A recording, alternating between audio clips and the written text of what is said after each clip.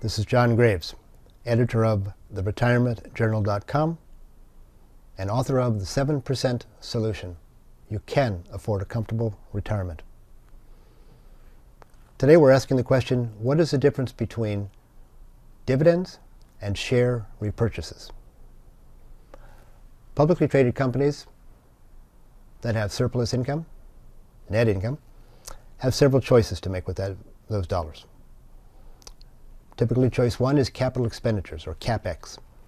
They invest money into the company's plant or people or products to grow for the future.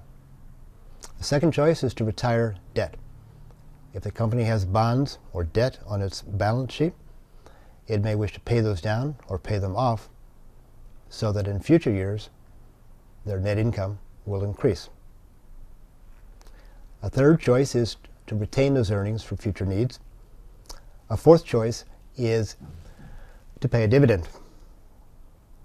When they pay a dividend to the shareholders, they are sharing back or giving back to the people who own the company a portion of their net profits. Once dividends are established, that dividend stream continues year after year after year, because people who own the shares expect to receive those dividends. A fifth choice can be what's called share repurchases. Some companies, some large cap companies, often make the decision to simply withdraw shares that are traded from the marketplace. For example, if a firm has 100 million shares outstanding, and those shares are traded every day in the stock market, a company may decide to retire 10 million of those shares, or 10%. It announces that to the public, and it assigns a certain amount of capital to buy those shares back over a certain period of time. That is share repurchases. The primary reason for doing a share repurchase is to reduce the number of shares outstanding, thereby potentially increasing the price-earnings ratio by which companies are judged, and therefore increase the share value of those remaining shares that are traded. Does this work? Depends upon the company.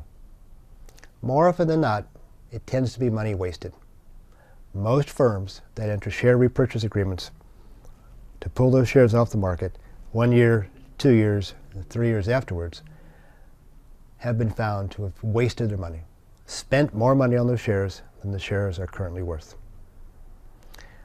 A dividend-paying stock, however, has far lower volatility, and its share value, its price, tends to continue year after year after year. Thank you.